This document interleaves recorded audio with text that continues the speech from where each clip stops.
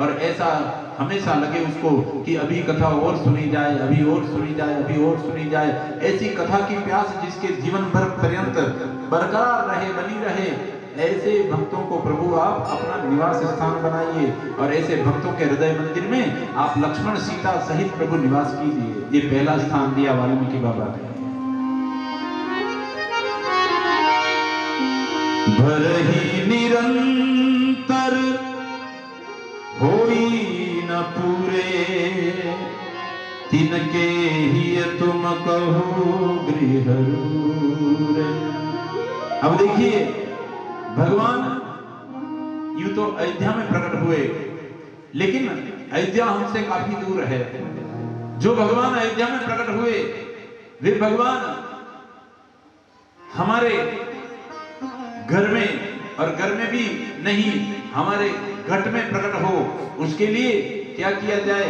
वाल्मीकि बाबा जो ये 14 स्थान बता रहे हैं, इनमें से एक भी स्थान हमने जीवन में अपना लिया तो वे भगवान जो अयोध्या में प्रकटे वही प्रभु श्री राम हम सबके घट के भीतर भी प्रकट हो सकते हैं। ऐसे सुंदर वार्ता वाल्मीकि बाबा कर रहे हैं भगवान राम से। पहला स्थान कि जिनके श्रवण समुद्र के समान हो, भगवान की कथा को प्रेम से सुनना। भगवान कहते हैं बाबा आप जो कह रहे हो मैं आपका वचन का पालन करूंगा, और भगवान ने इसका निर्वाह किया। एक महात्मा, एक फकीर, एक गांव में कथा चल रही थी और कथा में वर्णन चल रहा था श्री राम स्तुति का।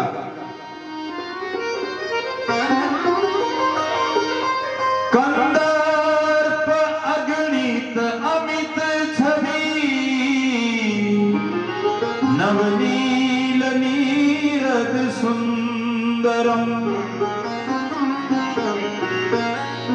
ये शब्द उस फकीर के कान में पड़े, एक हकीकत घटना घटी है। उस फकीर के कान में जब ये शब्द पड़े ना, तो उसने कथा पंडाल की तरफ अपने पांव बढ़ाए और महात्मा जो कथा सुना रहे थे संत, उन महाराज से पूछा कि हे व्यास जी महाराज, आप ये जो वर्णन कर रहे हो ये किसका वर्णन है? कंदर्प अगणित अमित छवि नवनील नीरद सुंदरम। कंदर्प कहते हैं कामदेव को, कामदेव का पर्यायवाची है कंदर्प। कंदर्प अगणित, अगणित मतलब अनेक कामदेव, जिनकी सुंदरता के आगे फीके लगते हो, ऐसे सुंदर है मेरे प्रभु श्री राम। भगवान का वर्णन कर रहा हूं। व्यास जी ने कहा हे फकीर साहब मैं प्रभु श्री राम की कथा गा रहा हूं। तो कहा ये किसका वर्णन है? ये उन्हीं राम जी का वर्णन है, उनकी सुंदरता का वर्णन है कि उनकी सुंदरता इतनी है कि करोड़ों कामदेव भी उनके आगे फीके लगते हैं। कंदर्प अगणित, जैसे एक विश्व में सबसे सुंदर हो कोई, उस विश्व सुंदरी के आगे एक किसी सुअर को खड़ा किया जाए और पूछा जाए इनमें से कौन सुंदर है, तो स्वाभाविक है कहेंगे कि विश्व सुंदरी सुंदर।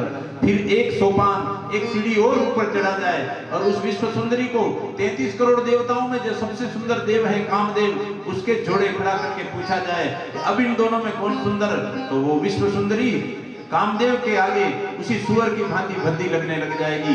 फिर एक सीढ़ी ऊपर चढ़े और उसी कामदेव को भगवान के जोड़े खड़ा करके पूछा जाए अब इन दोनों में कौन सुंदर, तो वो कामदेव भगवान की सुंदरता के आगे तुच्छ लगने लग जाएगा। ऐसे सुंदर है मेरे भगवान।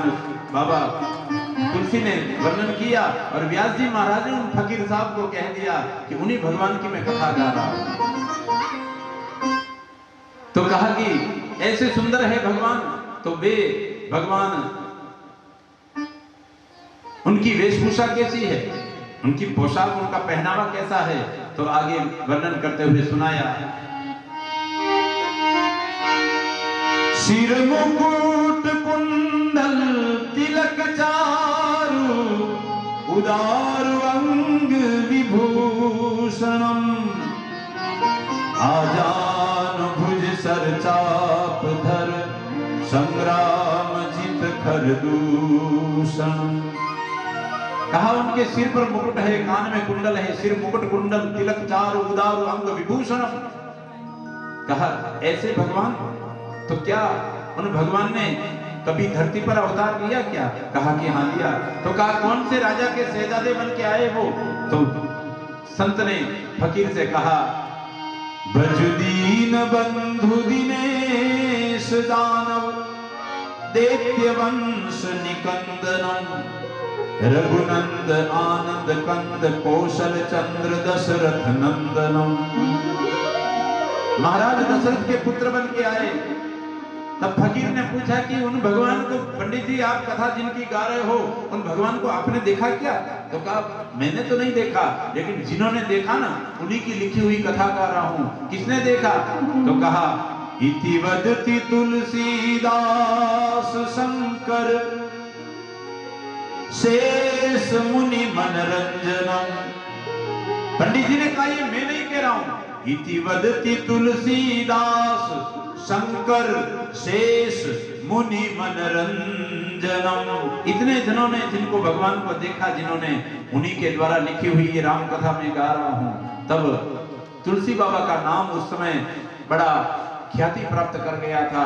अतः फकीर को विश्वास हो गया। फकीर ने पूछा कि बाबा मैं जाति से तो मुसलमान हूं, लेकिन क्या इन भगवान की कथा मैं भी सुन सकता हूं क्या? तब पंडित जी ने कहा कि रामचरितमानस में कहीं पर भी ऐसा शब्द नहीं आया संकीर्ण कि ये ग्रंथ, ये कथा केवल एक ही धर्म के सुन सकते हैं, ऐसा कहीं शब्द नहीं आया। तो पंडित जी ने देखा इस फकीर पर मेरे भगवान की कृपा उतर रही है, तो मैं क्यों बाधा बनूं? तो कहा आप सुन सकते हो। तो वो फकीर साहब पंडित जी की उस राम कथा में आकर बैठ गए और पंडित जी जैसे जैसे मानस की चौपाइयों का गुणगान करते, फकीर साहब के हृदय में प्रेम का ज्वार उमड़ने लगा, नेत्रों से अश्रु की धारा बहने लगी। एक दिन बीता, 2 दिन बीते, 3 दिन बीते। ये खबर जब उस बस्ती में फैली, तब कुछ लोग जो जाति के नाम पर, धर्म के नाम पर अपनी रोटी सेकने का काम किया करते थे, उनको बड़ा बुरा लगा। उन्होंने देखा कि राम कथा में एक मुसलमान फकीर जा रहा है, और ऐसे तो एक समय ऐसा आएगा कि हमारी दाल नहीं गलेगी, तो अब क्या किया जाए, इसको रोका जाए। तो रोकने की किसी में हिम्मत नहीं थी, क्योंकि वो जो फकीर था वो वचन सिद्ध था, जो कह दिया वो घटना घट जाती है। तो उसके सामने जाने की किसी में हिम्मत नहीं थी। तो विचार किया कि चलो फकीर साहब के सामने तो कोई जा नहीं सकेंगे, ऐसा करो जो पंडित इनको कथा सुना रहा है उसकी हत्या कर दी जाए। तब ये षड्यंत्र किसी ने सुन लिया और पंडित जी को जाकर एक दिन पहले उनके निवास स्थान पर कह दिया कि पंडित साहब आपकी कथा में एक मुसलमान फकीर आ रहा है, और उसका आना कुछ लोगों से सहा नहीं गया, और उन्होंने आपको मारने की एक योजना बनाई है, इसलिए आप कृपया अपना सुरक्षा रखना। तो पंडित जी ने विचार किया कि मुझे मार दिया जाएगा तो जातिगत दंगा भड़क जाएगा और अनेक बेकसूर मारे जाएंगे। अतः पंडित जी ने कथा अभी 4 दिन की हुई थी, 5 दिन शेष थे, फिर भी पंडित जी ने अपनी मानस को, रामचरितमानस को लिया और रातों रात अपने गांव चले गए वापस। सवेरा हुआ, कथा पंडाल में वो फकीर साहब रोज की तरह कथा शुरू होती 10 बजे, पंडित वो फकीर 9 बजे ही अपने आसन पर आकर बैठ जाते, उत्तम श्रोता के धर्म का निर्वाह किया। 10 बजे कथा का समय हुआ, पंडित जी नहीं आए, 11 बजे नहीं आए। तब कुछ लोग उधर से निकले, उन्होंने फकीर से कहा फकीर साहब किसका इंतजार कर रहे हो? कहा कि वो पंडित जी आज कथा सुनने नहीं आए। कहा कि अब वो नहीं आएंगे, क्योंकि आपका कथा सुनने आना कुछ लोगों से सहा न गया, इसलिए उन पंडित जी को किसी ने मारने की योजना बनाई, अतः वो इस गांव को छोड़कर चले गए। तब फकीर साहब को बड़ा आघात लगा और उन्होंने अपनी बस्ती में जाकर ललकार करी कि कौन है जिसने पंडित जी को मारने की धमकी दी, जरा मेरे सामने आकर 2 बात मुझसे करे। लेकिन फकीर के सामने आने की किसी में हिम्मत नहीं हुई, और उस फकीर का नाम था जलालुद्दीन वसाली। फकीर ने देखा कि कोई मेरे सामने नहीं आता, लेकिन ऐसी बस्ती में अब मैं नहीं रहूंगा। ऐसा विचार करके फकीर ने अपने घर पर ताला लगाया, और ताला लगाकर उस बस्ती को हमेशा हमेशा के लिए छोड़कर वो फकीर जा रहा है।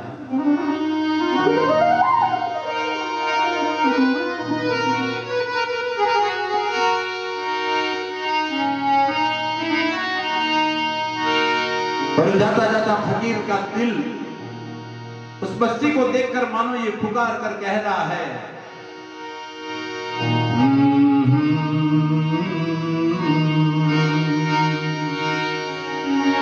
जिंदगी में कई रंग रलिया सही, हर तरफ मुस्कुराती ये गलियां सही, खूबसूरत बहारों की गलियां सही, जिस जगह याद तेरी सताने लगे, जिस जगह याद तेरी सताने लगे, उस जगह पे हमें पाँव रखना नहीं, जिस गली में तेरा घर न हो बाबा।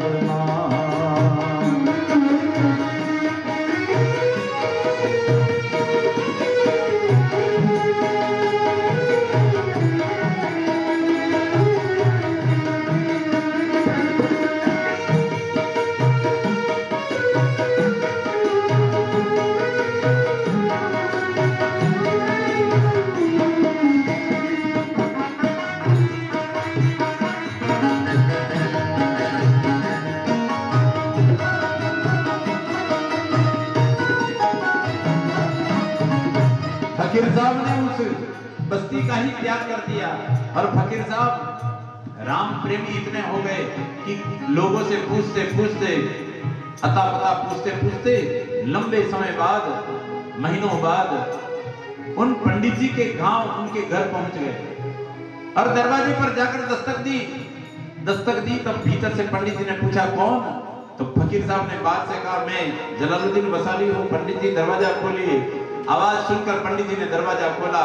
फकीर साहब ने पंडित जी को बुलाना दिया, पंडित जी आप आधी कथा छोड़कर क्यों आ गए?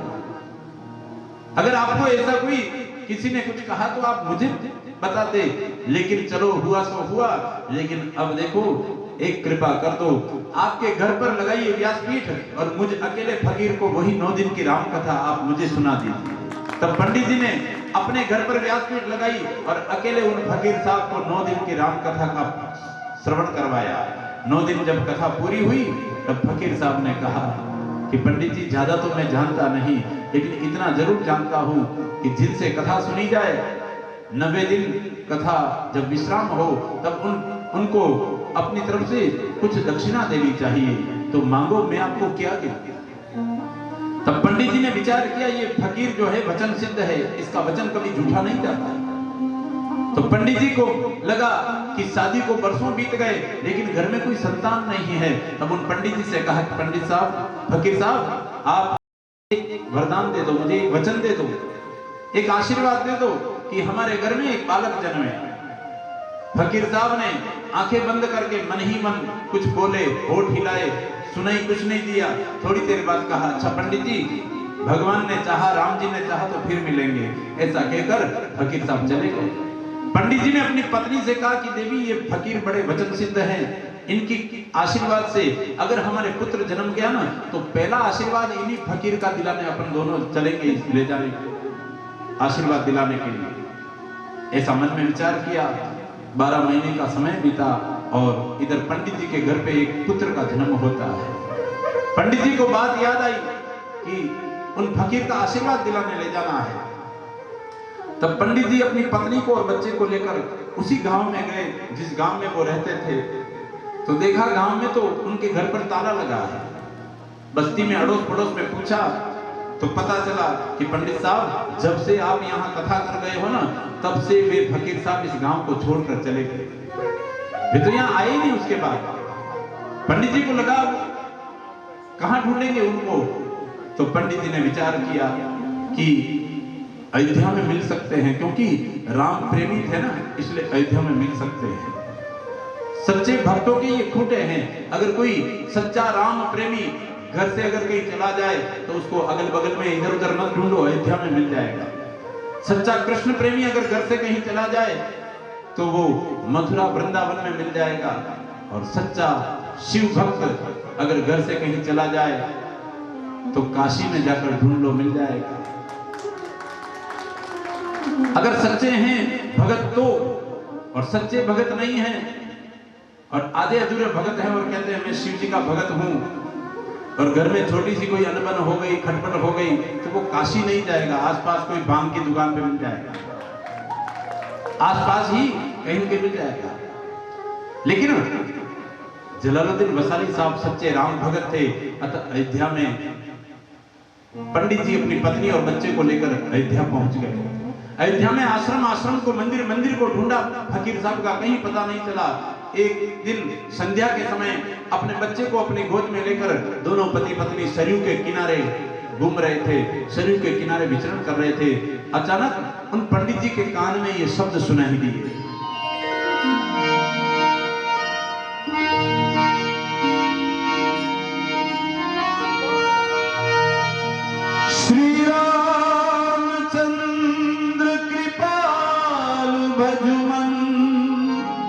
हरण भव भय दारुणम, नव कंज लोचन कंज मुख, कर कंज पद कंजारुणम। पंडित जी ने पत्नी से कहा, देवी जरा रुको, ये शब्द कुछ जाने पहचाने लग रहे, आवाज कुछ जानी पहचानी सी लग रही है। थोड़े और निकट गए तो आवाज और स्पष्ट होने लगी, कंदर्प अगणित अमित छवि, नवनील नीरद सुंदरम, पटपीत मानव तरित रुचि सुचि नौमि जनक सुतावरम। निकट जाकर देखा तो ये आवाज किसी और की नहीं, वही जलालुद्दीन वसाली फकीर सरयू की बालू रेत में दोनों हाथों का तकिया लगाकर एक पांव पर दूसरा पांव रख के बड़ी मस्ती में गा रहे थे, श्री राम जय राम जय जय राम, श्री राम जय राम जय जय राम, श्री राम जय राम जय जय राम, श्री राम जय राम जय जय राम, श्री राम जय राम जय जय राम, श्री राम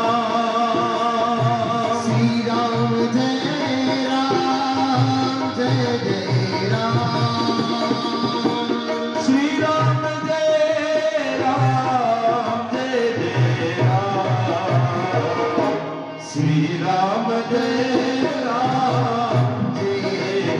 राम,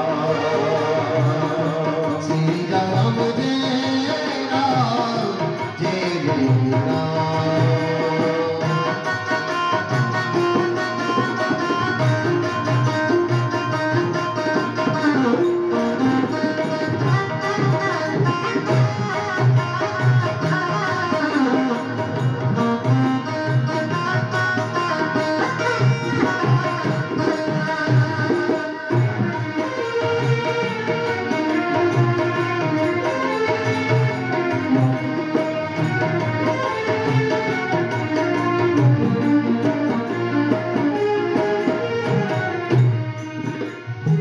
पंडित जी ने देखा कि जिन फकीर साहब की तलाश हम मंदिर मंदिर में कर रहे हैं, आश्रम आश्रम में कर रहे हैं, वो फकीर तो ये सरयू की बालू रेत में बड़ी मस्ती में रामधुन गा रहे हैं। निकट जाकर पंडित जी ने फकीर साहब को प्रणाम किया। फकीर साहब की नजरें गई किनारे पर पंडित जी खड़े हैं और फकीर साहब ने भी उठकर वंदन किया, आओ पंडित जी, आओ पंडित जी। और पंडित साहब ने अपने छोटे से बच्चे को फूल की तरह फेंककर फकीर के चरणों में रख दिया और कहा कि इसको अपना आशीर्वाद दो। पहले फकीर साहब ने बच्चे को देखा, कहा कि पंडित जी ये बच्चा किसका है? तो कहा ये आप ही के आशीर्वाद का फल है, आपके आशीर्वाद से हमारे बालक जन्मा है। तब पंडित जी ने कहा कि इसको अपना आशीर्वाद दीजिए। फकीर साहब ने उसके सिर पर हाथ घुमाया और कहा कि पंडित जी आपके बालक जन्म गया। कहा कि ये सब आपका आशीर्वाद है। फकीर साहब ने कहा पंडित जी ये मेरा आशीर्वाद नहीं है। आपको पता है आपके घर पर जब 9 दिन आपने मुझे राम कथा सुनाई, आपने बदले में मुझसे वचन मांगा कि मेरे पुत्र जन्मे, तो मैंने आंखें बंद करके होठ हिलाकर कुछ कहा था। उस समय मैंने आपको तो नहीं कहा, लेकिन आज मैं कह देता हूं कि उस दिन मैंने यही कहा था मन ही मन कि जिन भगवान राम की कथा इन पंडित जी ने मुझे सुनाई है, वही भगवान राम इन पंडित जी को पुत्र का दान करे। अतः ये मेरी महिमा नहीं, ये तो राम कथा की महिमा है। तब पंडित जी ने, फकीर साहब ने पंडित जी से कहा पंडित जी जब से आपसे मैं कथा सुनकर आया हूँ, इस अयोध्या में आकर मैं फिर से उस राम कथा को सुनने के लिए जगह जगह गया, लेकिन मुझे किसी ने राम कथा नहीं सुनाई। अतः पंडित जी भला अवसर है, भला योग बना, आप ऐसा करो इस सरयू के किनारे व्यासपीठ फिर लगा दीजिए और मुझ अकेले फकीर को वही 9 दिन की राम कथा फिर से सुना दीजिए। तब पंडित जी ने फिर लगाई व्यासपीठ और अकेले फकीर को फिर वही 9 दिन की राम कथा सुनाई। तब पंडित जी ने फिर 9 दिन पूरे हुए। फकीर साहब ने पूछा पंडित साहब दक्षिणा में अब क्या दूं? तब पंडित जी ने कहा कि फकीर साहब एक वचन दे दो मेरे को। बरसों बीत गए मुझे राम कथा गाते गाते, लेकिन जो मस्ती आपको मिली है राम की, जिस मस्ती में आप डूबे रहते हो राम नाम की, वो मस्ती आज तक मुझे नहीं मिली। मेरा मन, मेरा हृदय एक मरुस्थल की तरह सूखा हुआ है। अभी मेरे नेत्र राम दरस में या राम नाम में मेरे नेत्रों ने बरसना शुरू नहीं किया। जो मस्ती आपको मिली वो मुझे भी दे दी जाए। तब पंडित जी को फकीर कहते हैं कि पंडित जी आपने तो बहुत कीमती चीज मांग ली, लेकिन मैं वचनबद्ध हूं सो आपको दूंगा, लेकिन पंडित जी एक वचन आप मुझे भी दीजिए। फकीर ने कहा कि मुझे पता है अब मैं ज्यादा दिन इस शरीर में नहीं रहूंगा, मेरा शरीर ज्यादा रहेगा नहीं, अतः आप मुझे वचन दीजिए कि मेरी जब मृत्यु हो जाए तो मेरी कब्र आप अपने हाथों से अयोध्या में बनाना, सरयू के किनारे कहीं दूर जंगल में बना देना भले, जिससे विवाद ना हो, लेकिन मेरी कब्र अयोध्या में बनाना। और आपके तन में जब तक प्राण है तब तक हर चैत्र की नवरात्रि में 9 दिन का समय अगर आपको मिले तो अच्छी बात है, 9 दिन समय न भी मिले तो कम से कम एक रामनवमी के दिन आकर मेरी कब्र के पास बैठकर मुझे राम कथा सुना देना, मानस की कुछ चौपाइयां सुनाना। दुनिया की नजर में मैं मर गया होऊंगा, लेकिन मैं आपके लिए अपनी कब्र के भीतर से हरे नमः बोलकर आपकी कथा का समर्थन किया करूंगा। ऐसा वचन मांगा। पंडित जी ने भी फकीर को वचन दिया। समय की अवधि पार हुई, तब उन फकीर की मृत्यु जब हुई तब उन पंडित जी ने अपने हाथों से अयोध्या में उनकी कब्र बनाई, जो आज भी मौजूद है अयोध्या में। वहां के पुराने कोई निवासी बुजुर्ग हो, उनसे पूछने पर पता चलता है कि उनकी कब्र कहाँ है। जलालुद्दीन वसाली नाम था उनका। इसलिए रहीम हुए, रसखान हुए, ये कृष्ण भक्त थे। एक बार रहीम और कबीर दोनों गंगा के किनारे, इस किनारे रहीम जी की कुटिया, उस किनारे कबीर की कुटिया। एक दिन देखा कबीर जी ने तुलसीदास जी और रहीम जी, तुलसीदास जी ने एक दिन देखा सवेरे सवेरे रहीम जी मुट्ठियां भर भर कर रेत अपने ही सिर पर डाल रहे हैं। इस किनारे तुलसी बाबा ने ये सारा नजारा देखा तो रहीमदास जी से पूछा, तुलसी बाबा ने कहा रहीम का करत हो, दूर धरत निज शीश पे, कह रहीम के ही काज। दूर धरत निज शीश पर, कह रहीम के ही काज, क्यों ये ऐसा कर रहे हो? तब रहीमदास जी ने उत्तर दिया कि बाबा जे रज मुनि पत्नी तरी, सो ढूंढत महाराज, कि इस मिट्टी के कण में वो कौन सा कण है जिस कण से अहिल्या का उद्धार हुआ, जिस कण से गौतम ऋषि की पत्नी भवसागर पार हो गई। मैं वो रेणु का, वो रज का कण ढूंढ रहा हूं, ताकि कहीं उसमें उस मुट्ठी में कहीं एक कण वो भी आ जाए तो मेरा भी उद्धार हो जाए। इसलिए उस कण को मैं खोज रहा हूं। वाल्मीकि बाबा ने आज भगवान को ये स्थान बताया और भगवान ने तुरंत स्वीकृति दे दी, हामी भर ली कि प्रभु आप जो बता रहे हो मैं वहां अपना निवास बनाऊंगा।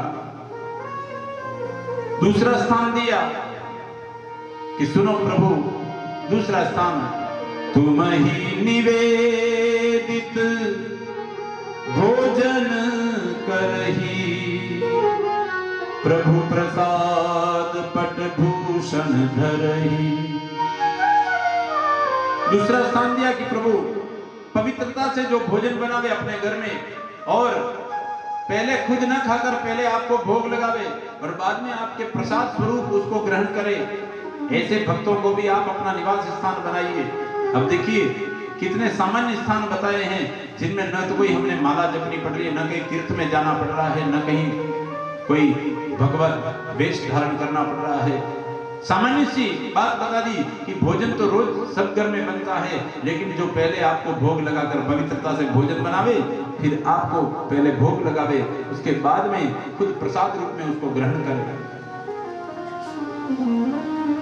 ऐसा स्थान बताया और कहा पवित्रता के साथ भोजन बनाया जाए। लेकिन वर्तमान परिप्रेक्ष्य में पवित्रता भी लोगों में कहीं कहीं बची है। रसोई घर है ना, रसोई, ये रसोई माता अन्नपूर्णा का भंडार है, माता अन्नपूर्णा का निवास है। रसोई में पवित्रता का पालन किया जाए। एक महाराज कहीं किसी गांव से निकल रहे थे, अचानक उनको लगा प्यास लगी, थोड़ी पानी पीना चाहिए, तो किसी घर के बाहर जाकर रुके और दरवाजे पर, दरवाजा खुला था, लेकिन शिष्टाचार निभाते हुए उन्होंने आवाज लगाई बाहर से कि माता जी कोई हो अंदर। तो भीतर से आवाज आई कि हाँ महात्मा जी आइए भीतर पधारिए। कहा कि नहीं माता जी मुझे थोड़ी प्यास लगी है, थोड़ा पानी पिलाइए। तो पानी की जब अलग जगाई, माता जी ने कहा कि देखो महाराज मैं गोबर थाप रही हूँ, घर में थोड़ी गाय भैंस थी, कहा मेरे हाथ गोबर से भरे हैं, आप ऐसा करो वो पानी का परिंदा है आप खुद ही जाकर पी लो। संत ने देखा कि माताजी बड़े अच्छे व्यक्तित्व के हैं, भीतर जाकर परिंदे पर मटका रखा था, महाराज ने लोटा उठाया और लोटा उठाकर मटके में डाला तो थोड़ा पानी कम था, हाथ थोड़ा अंदर डालना पड़ा, और जैसे ही हाथ बाहर निकाला तो पानी तो आया लोटे में, लेकिन पानी के साथ साथ एक छोटे बच्चे का चप्पल भी निकल कर आया। महाराज ने कहा कि माता जी ये आपके पानी में ये क्या है? कहा महाराज क्या हुआ? कहा कि ये छोटे बच्चे का जूता निकल कर आया। माता जी ने कहा अरे महाराज आपका भला होगा, इस जूते को मैं 4 दिन से ढूंढ रही हूँ। महाराज ने कहा कि माताजी फिर इस मटके को 4 दिन से आपने नहीं धोया क्या? कहा महाराज क्या धोए, आजकल पानी की बहुत किल्लत चल रही है, 4-4 दिन से नल नहीं आ रहे हैं। महाराज ने कहा फिर ऐसा पानी मैं नहीं पीऊंगा, और महाराज जाने लगे। माताजी ने कहा महाराज आप मेरे घर आए और प्यासे लौट जाओ, आप तनिक ठहरिए, मैं दूसरे घर से अभी हेडपंप से पानी साफ भर के ले आती हूँ। और माताजी हेडपंप से पानी का साफ जग भर के लाए, पानी पिलाया। पानी पीने के पश्चात माताजी ने कहा कि महाराज आपने देखिए पानी तो मेरे घर का पिया नहीं, लेकिन जरा थोड़ा ठहरो ना, मैं भोजन बना देती हूँ, आप भोजन प्रसाद लेके पधारो। महाराज ने एक समय थोड़ी देर तो विचार किया कि जिसके पानी के मटके का ये हाल है उसका भोजन करेगा नहीं करेगा, लेकिन माताजी ने कहा महाराज चिंता न करो, मैं थोड़ी देर में ही बना दूंगी। तो कहा कि माताजी थोड़ा जल्दी करना, मुझे दूर जाना है। भोजन की तैयारी हुई और भोजन में खीर बनाई गई, पूड़ी बनाई गई और भिंडी की सब्जी बनाई। थोड़ी देर में महाराज के सामने थाली सजकर आई, और माताओं की आदत होती है कि अपनी प्रशंसा सुनने की, तो पास में बैठ गए वो। और भोजन जैसे ही उन्होंने भगवान को भोग लगाया और भगवान को भोग लगाकर भोजन जीवने लगे, तो माताजी ने थोड़ी देर में पूछा जीवते जीवते, महाराज जरा बताइए भोजन कैसा बना? कहा भोजन तो माताजी ठीक है, लेकिन वो भिंडियों की सब्जी पर नजर पड़ी महाराज की, तो भिंडियों की कटिंग थोड़ी अजीब सी लगी। कहा महाराज माताजी ये भिंडियों की कटिंग ऐसी कैसे है? किसी की तो पूंछड़ी लटक रही है, किसी का पीछे का बीट का नहीं तोड़ा, कोई आखी की आखी पड़ी है, ये क्या मामला है? कहा महाराज आपको थोड़ी जल्दी थी ना, तो मैंने क्या किया, चूल्हे पर तेल रख दिया पहले कढ़ाई में, और फिर मैं क्या है कि चाकू ढूंढने लगी, तो चाकू बच्चों ने कहीं रख दिया, मिला ही नहीं। मैंने देखा महाराज को जल्दी है और चाकू ढूंढने में पूरा ये तेल जल जाएगा, तो मैंने मुंह से ही तोड़ के डाली। तो ये ऐसी कटिंग इसलिए बनी, महाराज ने उठकर चले गए कि ऐसी सब्जी और मैं झूठी खाऊंगा। महाराज को फिर बिठाया, महाराज सब्जी एक तरफ निकाल दो लेकिन खीर तो जिमो। वह खीर जिमने लगे। महाराज थोड़ी देर बाद पूछा, महाराज खीर कैसी बनी? कहा कि खीर तो माता जी अच्छी बनाई, भिंडियत भली आपने झूठी कर दी, खीर अच्छी बनी। तो कहा महाराज ये तो और भी अच्छी लगती है आपको, लेकिन क्या आपको जल्दी थी इसलिए मैंने चूल्हे से थोड़ी देर उतार दी, इसको ठंडी हो जाए। और मैं घर का काम करने अंदर चली गई, गाय भैंसों को पानी पिलाने, इतने में मैंने इसको ठंडी रखने के लिए खुला छोड़ रखा था, तो बाहर से एक कुत्ता आके थर थर चाट गया ऊपर से, ताकि और अच्छी लगती है आपको। महाराज ने देखा कि अब तो यहाँ तो एक पल रहने जैसा नहीं है, मामला तो सब गड़बड़ है।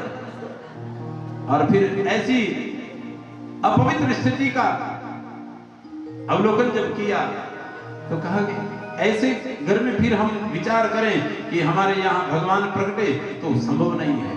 और वर्तमान में बहुत सारे लोग ऐसे भी देखे जाते हैं, लोग मंदिर जाते हैं, ना धोकर घर से आते हैं, मंदिर जाते हैं, मंदिर जाते समय क्या करते हैं, जूते पहने होते हैं पांव में, उन जूतों को हाथ से खोलते हैं, दोनों हाथ से खोला जाता है और हाथ से खोलकर आराम से जाकर अंदर तुलसी पत्र भी लेते हैं, चरणामृत भी उसी हाथ से ले रहे हैं, तिलक भी उसी हाथ से लगा रहे हैं। ये भी थोड़ा सा इसमें भी संशोधन होना चाहिए, सावधानी रहनी चाहिए कि जिन जूतों को हम पांव में पहने हैं उनको अपने हाथों से खोला है, तो हाथ धोए बिना हम ठाकुर जी के तिलक तुलसी कैसे ले रहे हैं वहां पर, इतना ख्याल रहना चाहिए। ये छोटी सी बात है, लेकिन इसको कोई दूसरा बताएगा तो उसको थोड़ा बुरा लग जाता है, लेकिन ये तो स्वयं अनुभव वाली बात है। लोग उन्हीं हाथों से खोल रहे हैं, उन्हीं हाथों से वापस पहन रहे हैं, मंदिर भी जा रहे हैं वही हाथ लगा रहे हैं, कोई हाथ धोना नहीं, कुछ नहीं। और वर्तमान में तो ये प्रचलन चल गया, आजकल गांव-गांव, आपके गांव में तो शायद नहीं होता होगा, लेकिन आजकल इस शादी ब्याह में लोग दिखावा करने के लिए बफर डिनर करने लग गए। अपने याद नहीं होता रमेश जी, बफर डिनर होता है कभी होता है। इस परिपाटी को थोड़ा बदलना, आप 4 आइटम ज्यादा बना दो लेकिन बिठा कर जिमाइए, क्योंकि ये इसमें क्या होता है, आपने देखा कभी कि किसी ने एक महात्मा से पूछा कि आजकल ये बफर डिनर जो चल रहा है इसका आपके दृष्टिकोण में ये क्या है? तो उन्होंने कहा इसका ये अंग्रेजी शब्द है बफर डिनर, लेकिन इसका अगर हिंदी रूपांतरण किया जाए तो हिंदी में इसको ये लिखा जाएगा पशु भोज।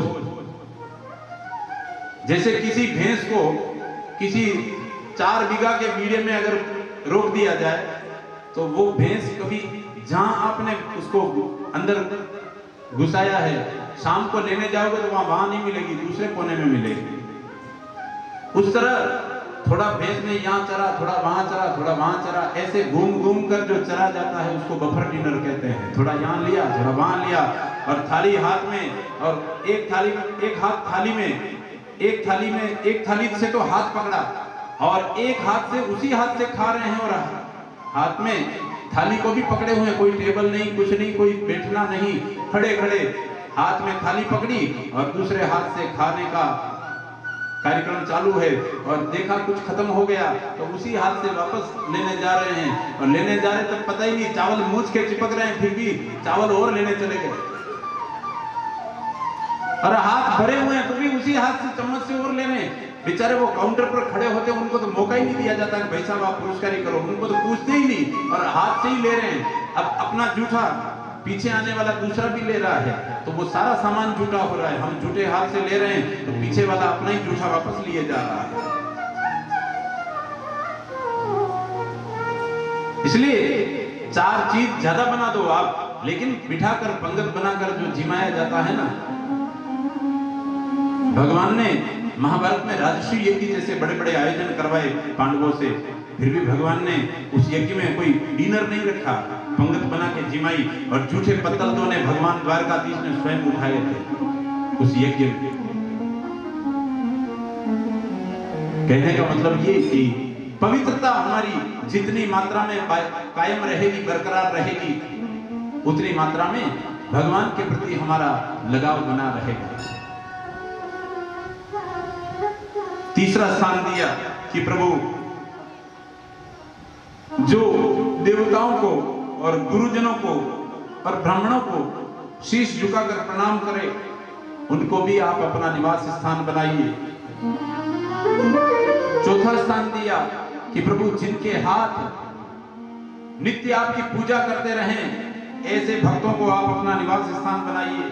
पांचवा स्थान दिया कि जिनके चरण आपके तीर्थों की यात्रा करें, ऐसे भक्तों को भी आप अपना निवास स्थान बनाइए। छठा स्थान दिया कि जो आपके नाम का जप करे विश्वास पूर्वक, उनको भी आप अपना निवास स्थान बनाइए। सातवां स्थान दिया तर्पण होम करहि विधि नाना, जो नित्य अपने घर में हवन करता है और विप्र जीवाई देहि बहुदाना, जो घर आए याचक को, ब्राह्मण को दान दक्षिणा देता हो, ऐसे भक्तों को आप अपना निवास स्थान बनाइए। आठवां स्थान दिया तुम ते अधिक गुरु ही जिह जाना, प्रभु जो आपसे भी बढ़कर अपने गुरु को महत्व दे, ऐसे भक्तों को भी आप अपना निवास बनाइए। नवा स्थान दिया सब करि मांग ही एक फल, राम चरण रति हो, तिनके मन मंदिर बसहु, सिय रघुनंदन दो। प्रभु जो अनेक धर्म करे, कर्म करे, पूजा करे, पाठ करे, कथा करवावे, व्रत करे, लेकिन बदले में हर धर्म कार्य के पीछे जिसकी एक ही मांग हो कि मुझे राम के चरणों में प्रेम बढ़े, ऐसे भक्तों के हृदय मंदिर को प्रभु आप अपना निवास स्थान बनाइए। 10वां स्थान दिया काम क्रोध मद मान न मोहा, लोभ क्षोभ न राग न द्रोहा, जिनके भीतर न काम हो, न क्रोध हो, न लोभ हो, ऐसे भक्तों को प्रभु आप अपना निवास स्थान बनाइए। तत्पश्चात 11वां स्थान दिया जिनके कपट दंभ नहीं माया, तिनके हृदय बसहु रघुराया, जिनके मन में कपट न हो। कपट का मतलब कथनी करने में भिन्नता ना हो। जैसा कह रहे हैं, हम लोगों से जैसा कहते हैं कि ऐसा करो, तो पहली बात हम जैसा दुनिया से कह रहे हैं वैसा खुद करते हैं कि नहीं करते। कथनी और करनी एक हो, ऐसे भक्तों को आप अपना निवास स्थान बनाइए। एक महाराज कथा कर रहे थे किसी गांव में, श्रावण का महीना था, शिव जी का मंदिर था और शिव पुराण की कथा चल रही थी। तो महाराज का रोज का एक नियम था, एक बात वो रोज कहते थे कि देखो बीड़ी, सिगरेट, गुटखा, तंबाकू, ये सारी चीजें हमारे खाने की नहीं और नहीं खानी चाहिए, नहीं पीनी चाहिए। लेकिन महाराज कहते सो कहते, लेकिन महाराज खुद खाते थे। अब खाते सो खाते, व्यासपीठ पर कथा करने आते तब अपने कक्ष के भीतर से मुंह के अंदर रखकर आते। एक दिन एक चतुर श्रोता आगे की पंक्ति में बैठता था, सुनने वाला, उससे रहा न गया, उसने भरी सभा में उठकर कह दिया कि महाराज आप रोज कहते हो कि ये गुटखा, तंबाकू, बीड़ी, सिगरेट इत्यादि नहीं खाने चाहिए, लेकिन आप खुद खाते हो, उसका होश है कि नहीं आपको? तो खाते सो खाते घर के अंदर कक्ष में खाया करो। यहाँ खाकर आते हो, देखो हम आगे बैठते हैं कथा सुनने के लिए, तो हम घर से किसी और कलर की ड्रेस पहन के आते हैं और जाते तक कोई और कलर हो जाता है। क्योंकि महाराज के मुख में अब वो गुटखा खा तो लेते, लेकिन अब धीरे धीरे अब मर्यादा व्यासपीठ की कि 4 घंटे 3 घंटे आरती ना हो तब तक न तो इधर उतर सकता वक्ता, ना इधर उतर सकता है। अब उनके मुख में वो जो रस इकट्ठा होता, उसके छींटों से वो भीग जाता। अब महाराज ने देखा है तो भरी महफिल में हमारी हंसी कर रहा है, तो महाराज ने बात को घुमाया और कहा कि अरे तुझे पता है ये महीना कौन सा चल रहा है? कहा कि सावन का। और कथा किसकी चल रही? का शिव पुराण। मंदिर किसका? तो भोलेनाथ का। तो तुझे पता है जब मैं शिव पुराण की कथा का मंगलाचरण जैसे ही करता हूं, मेरे मुख में साक्षात मां गंगा आकर बैठ जाती है। तो ये गंगा जल के छींटे लग रहे हैं, बुरा मत मानना। श्रोता भी बड़ा चतुर था, उसने कहा महाराज तब तो मैं कल से थोड़ा और पास में बैठूंगा, थोड़ा ठीक नहीं होता है। अगले दिन फिर कथा शुरू हुई, महाराज ने व्यासपीठ पर आसन लगाया और वो चतुर श्रोता अपने घर से कुछ लेकर आया और उसने महाराज को दिया, महाराज जरा टेस्ट करो। महाराज ने देखा कुछ ग्लूकोज जैसा कुछ मीठा पाउडर था, मुंह में डाल दिया और मंगलाचरण शुरू हुआ। थोड़ी देर बाद महाराज ने देखा कि वो जो ग्लूकोज जैसा चूर्ण था वो तो रस बन के अंदर उतर गया, लेकिन कुछ 5-7 टुकड़े बच गए। वो टुकड़े बार बार महाराज कभी माइक को बंद करे, कभी इधर देखे, कभी इधर देखे, उनको कड़ कड़ बजावे, लेकिन वो टूटते नहीं। महाराज ने फिर पूछा उसको कि भाई जरा इधर आना। कहा कि क्या हुआ महाराज? कहा कि ये तूने क्या खिलाया मेरे को? कहा महाराज बुरा मत मानना, आजकल शिव पुराण चल रही है ना, और आपने कल कहा कि शिव जी के माथे वाली गंगा मंगलाचरण करते ही आपके मुख में आ जाती है। तो मेरे क्या है कि घर से हरिद्वार बहुत दूर है, मेरे दादाजी की अस्थियां घर भी पड़ी थी। तो मैंने कहा अपने हरिद्वार कौन जावे, अपने महाराज के मुख में आजकल गंगा आ रही है रोज, तो अपने यही विसर्जन कर दो, बाल घर जाके कटवा देंगे, लेकिन एक बार अस्थियों का काम तो किया जाए। तो मैं और उसको खड़ पर थोड़ा बांट के लाया ताकि आपको तकलीफ नहीं हो। महाराज ने कहा कि मुझे तूने हड्डियां खिलाई। कहा महाराज मैंने आपको नहीं खिलाई, मैंने तो गंगा में विसर्जन करी। अब आपके मुंह में आज गंगा नहीं आई हो तो ये मेरा दोष नहीं है, रोज तो आती है आपके मुंह में, और ये बात आपने कही कल। महाराज के मुख से गंगा उस दिन निकली, वापस कभी नहीं आई दोबारा। कहने का अर्थ ये कि वक्ता की या कोई भी कथनी और करनी एक हो। हम कहते हैं दुनिया से कि ऐसा करो, लेकिन हम खुद ऐसा करते कि नहीं करते? पहले हमारा आचरण वैसा होना चाहिए, तभी सामने वाले पर आपके वक्तव्य का असर पड़ेगा।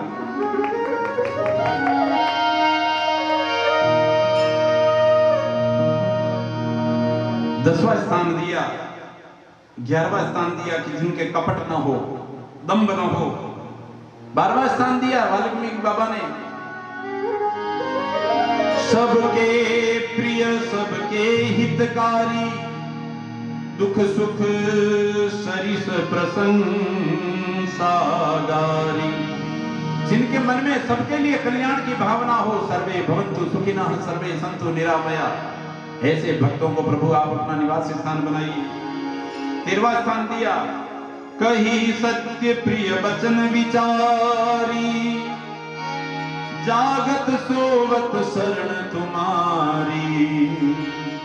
जो हमेशा सत्य का पालन करे और जागते सोते 24 घंटे जो आपकी शरण में रहे, ऐसे भक्तों को आप अपना निवास स्थान बनाइए। 14वां और आखिरी स्थान देते हुए कह दिया, जननी समझा नहीं पर नारी, धनु पराव विष ते विष भारी। जो पराई स्त्री को माता के समान प्रणाम करे और माता की दृष्टि से देखे, और पराये धन को जहर के समान डरे पराये धन से, ऐसे भक्तों को प्रभु आप अपना निवास स्थान बनाइए।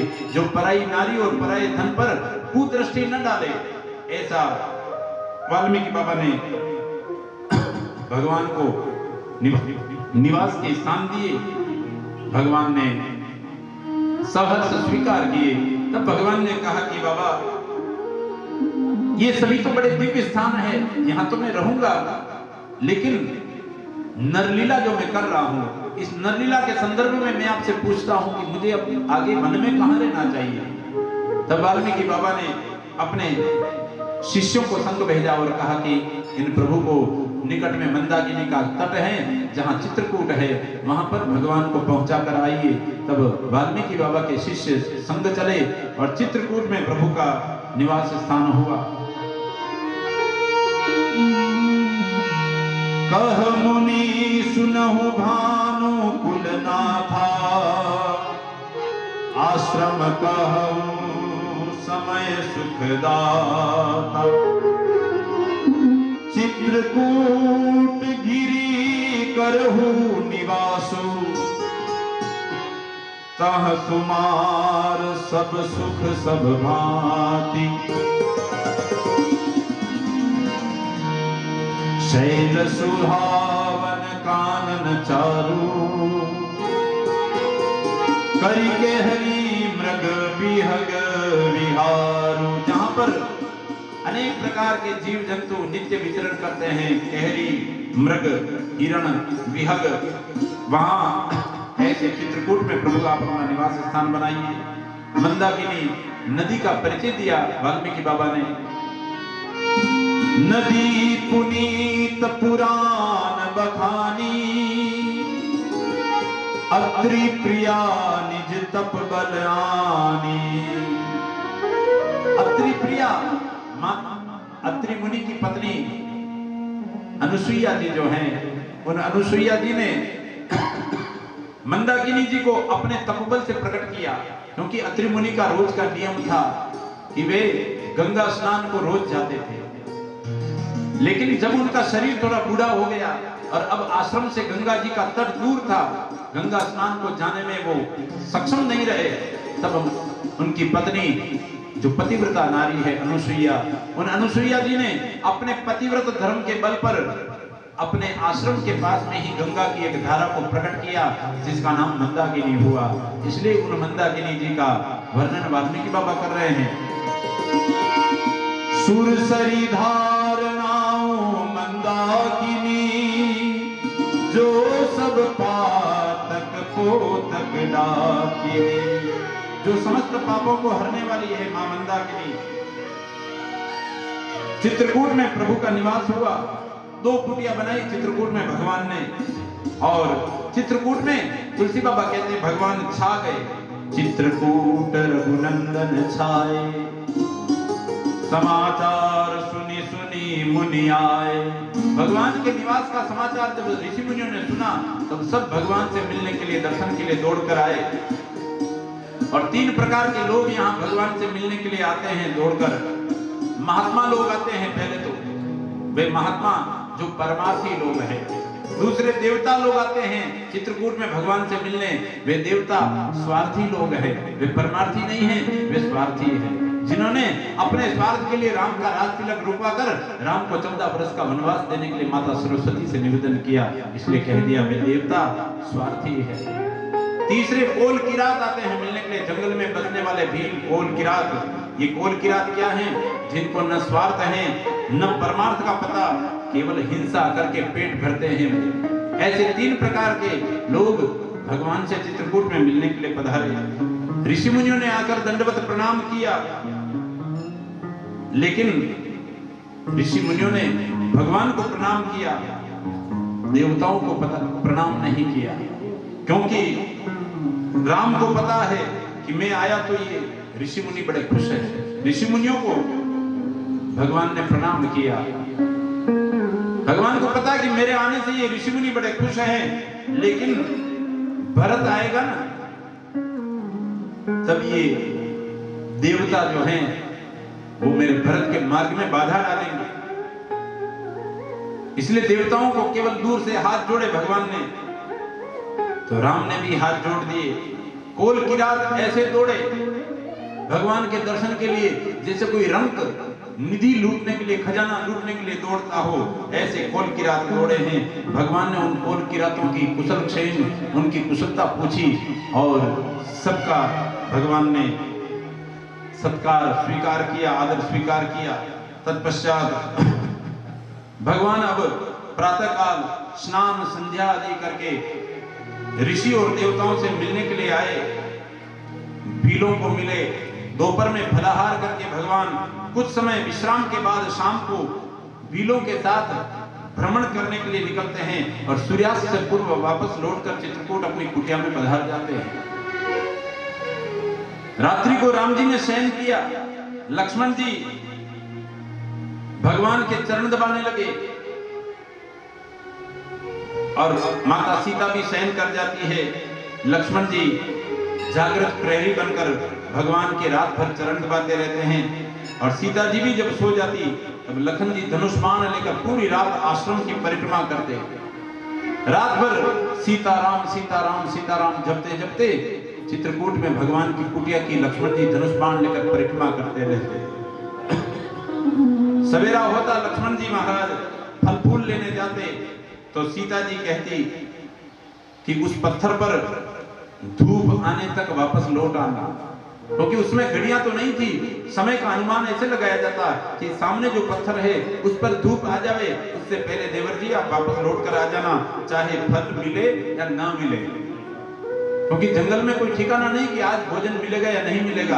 आप फल लेने जा रहे हो ना, चाहे फल आपको मिले या ना मिले, लेकिन समय का ध्यान रखना, उस चट्टान तक धूप आने से पहले आप वापस लौट आना। और कभी कभी लक्ष्मण जी को देर हो जाती तो सीता जी रोने लगती और सीता जी राम जी लक्ष्मण को ढूंढने के लिए दोनों निकल पड़ते और लखन लखन पुकारते पुकारते इतने में लक्ष्मण जी आ जाते। भगवान कहते कि हे लक्ष्मण, हम भूखे रह लेंगे लेकिन तुम समय से आ जाओ, क्योंकि तुम्हारी मेरे कंधे पर बहुत बड़ी जिम्मेदारी है। तुम्हें कुछ हो गया तो मैं अपनी माता सुमित्रा को क्या जवाब दूंगा। ऐसा कहते कहते भगवान लक्ष्मण की काफी फिक्र करते हैं। एक दिन आधी रात को, समय आधी रात का था और लक्ष्मण जी कुटिया की परिक्रमा कर रहे थे और द्वार पर प्रणाम कर रहे थे। जैसे ही परिक्रमा पूरी होती, एक परिक्रमा पूरी होती और जो मुख्य द्वार आता कुटिया का, उस कुटिया के मुख्य द्वार पर प्रणाम करते। लक्ष्मण जी इस प्रकार परिक्रमा करते करते जब दरवाजे पर प्रणाम कर रहे थे तो लक्ष्मण जी ने क्या देखा कि भगवान राम कुटिया में बैठे बैठे रो रहे हैं। सीता जी भी झांक गई और लक्ष्मण सीता दोनों भगवान से पूछ रहे हैं कि प्रभु आपको क्या हुआ, रात के समय रोना ठीक नहीं है, आपको क्या हुआ।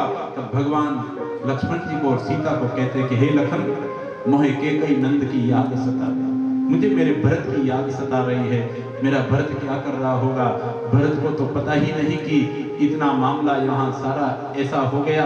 भरत इस सारी घटना से अनभिज्ञ है, वो तो ननिहाल में है। और आधी रात निखंड की लोग नगर के सोए, लेकिन भगवान सो नहीं पाते हैं। और जब भगवान उत्तर दिशा में जब कभी देखते हैं तो उत्तर दिशा में देखते ही भगवान रोने लगते हैं। उत्तर दिशा में, क्योंकि भगवान उत्तर दिशा में जैसे ही देखते हैं उनको अयोध्या की याद आती है। जब जब राम अवध सुधि करही, तब तब बारी बिलोचन जरही। भगवान राम ने 13 वर्ष का समय जो बिताया, 13 वर्ष तक भगवान ने दक्षिण में नहीं देखा, दक्षिण दिशा की तरफ देखा ही नहीं, क्योंकि यदि अगर देख लेते तो लंका में कड़ाके बोलने लगते भगवान के देखने मात्र से। और भगवान ने उत्तर दिशा में ही देखा 13 वर्ष तक, केवल अयोध्या की तरफ देखा। और चित्रकूट में भगवान का जो ये निवास रहा 13 वर्षों का, ये भगवान का निवास चित्रकूट में आंसुओं से भरा हुआ रहा। केवल कभी लक्ष्मण और सीता रोते हैं तो भगवान को देखकर भगवान विषयांतर कर लेते हैं वापस। ऐसे भगवान चित्रकूट में जब निवास कर रहे हैं तब गुहराज जो भगवान को गंगा घाट तक छोड़ने आए थे, गंगा के किनारे तक, और भरद्वाज मुनि के आश्रम पर छोड़ने आए थे, उन गुहराज ने वापस जब भगवान की आज्ञा में रहकर वापस जब गए तब उन्होंने लौट कर देखा, गंगा के इस किनारे वापस आए तो क्या देखा, जो सुमंत भगवान को रथ में बिठाकर लाए थे, उन सुमंत को भगवान ने गंगा पार होते समय कहा था कि हे सुमंत तुम अयोध्या लौट जाओ। लेकिन इतना समय बीत गया लेकिन सुमंत अभी भी वही खड़े हैं, वो अयोध्या नहीं गए।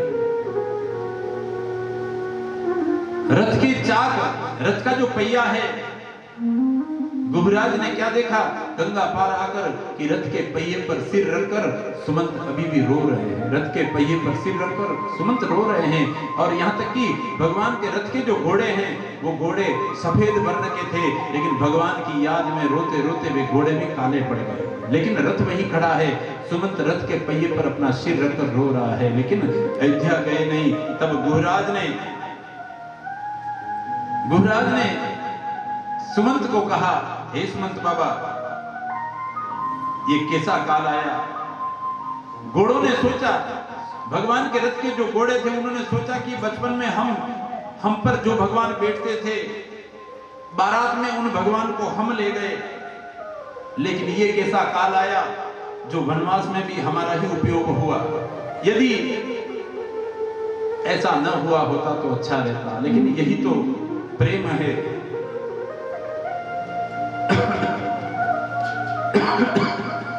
इधर भगवान राम जी चित्रकूट में निवास कर रहे हैं और उधर सुमंत बाबा को गुहराज ने जाकर कहा कि हे सुमंत बाबा, भगवान की आज्ञा थी कि आप अयोध्या चले जाओ, लेकिन आप अभी तक यही हो।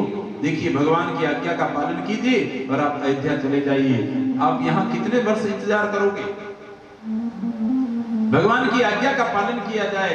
तब जबरदस्ती अब सुमंत बाबा रथ को हाँकते हैं, घोड़ों को खींच रहे हैं, लेकिन घोड़े आने का नाम नहीं लेते, घोड़े आते ही नहीं है। बस जबरदस्ती धीरे धीरे रथ को चलाते चलाते सुमंत बाबा अयोध्या में पधारते हैं और अयोध्या में रात के समय प्रवेश किया सुमंत बाबा ने, क्योंकि सुमंत को पता था अगर दिन में गया तो दिन में ये अयोध्यावासी मुझसे पूछेंगे कि राम को आधी रात के समय तमसा के घाट से आप कहां ले गए, तो मैं उनको क्या जवाब दूंगा।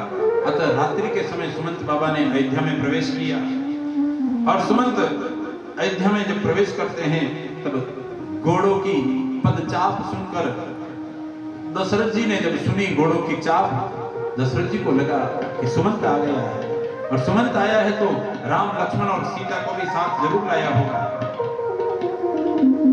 लेकिन सुमंत जब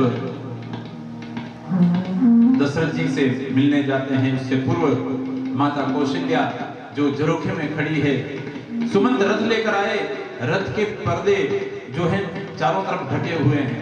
माता कौशल्या ने हाथ से संकेत करके कह दिया कि हे सुमंत, इस रथ के पर्दों को मत उठाना, क्योंकि मुझे उम्मीद है कि भीतर मेरे राम लक्ष्मण और सीता तीनों बैठे हैं, लेकिन अगर पर्दे उठा दिए ना तो सत्य सामने आ जाएगा कि भगवान भीतर नहीं है। ये रथ के पर्दे यूं ही लगे रहने दो, मैं इन पर्दों के सहारे भले ही निकट नहीं जाऊंगी, लेकिन मन में एक उत्साह लेकर अपने आप को जीवन दे दूंगी कि भीतर मेरे राम बैठे हैं, भीतर लक्ष्मण और सीता बैठे हैं। ये विचार करके मैं अपने आप को आश्वासन दे दूंगी। ऐसा विचार करके सुमंत बाबा ने रथ के पर्दे ज्यों के त्यों उनको ढांक कर रखा है और भीतर महल में प्रवेश किया। तो महाराज दशरथ ने सुमंत को पूछा, आओ सुमंत, ले आए वन भ्रमण करवा के राम लक्ष्मण वैदेही को। सुमंत जी ने बड़ी कोशिशों के बाद हिम्मत जुटाकर महाराज दशरथ से कहा कि राजन महाराज, मैं उनको जब ले गया, पहली रात्रि उन्होंने तमसा के किनारे तमसा की बालू रेत में विश्राम किया। महाराज आधी रात के समय भगवान राम ने मुझे जगाया, लक्ष्मण और सीता को संग लेकर मुझे आज्ञा दी कि मुझे इस वन में बहुत दूर पहुंचा दो। तो मैंने उनको रातों रात भीलों की नगरी, निषादों की नगरी श्रृंगवेरपुर में पहुंचाया और वहीं पर उन्होंने, दोनों भाइयों ने प्रातःकाल वट के दूध से अपनी जटा को मुकुट की तरह बांध दिया और मुझे अयोध्या की तरफ विदा करते हुए गंगा के घाट पर जाकर मैं दूर खड़ा खड़ा सारा दृश्य देख रहा था। वे भगवान लक्ष्मण और सीता सहित केवट की नाव में बैठकर गंगा पार हो गए और मुझे कहा कि मैं 14 वर्ष पूरे होते ही लौट आऊंगा। ऐसा उन्होंने वचन सुनाया है। इस बात को सुनकर दशरथ जी महाराज, जो इस उम्मीद में अब तक अपने प्राण रोके हुए थे कि राम वापस आ जाएंगे सुमंत के साथ, उनको जब ये खबर लगी कि अब राम 14 वर्ष पहले नहीं आएंगे, लक्ष्मण और सीता सभी 14 वर्ष पूरे होने तक नहीं आएंगे, तब उनका आखिरी आशा जो थी वो भी छूट गई और अब दशरथ जी महाराज के प्राण कंठ तक आ गए। और दशरथ जी महाराज ने आखिरी समय में, उस समय उनके निकट 3 पात्र थे। एक महारानी कौशल्या उनके पास थी, दूसरे सुमंत बाबा उनके पास थे और तीसरी महारानी सुमित्रा उनके पास थी। इन तीनों को मानो दशरथ जी महाराज ने आखिरी समय में हाथ जोड़कर कहा, कौशल्या अच्छी रहना, राम राम। सुमित्रा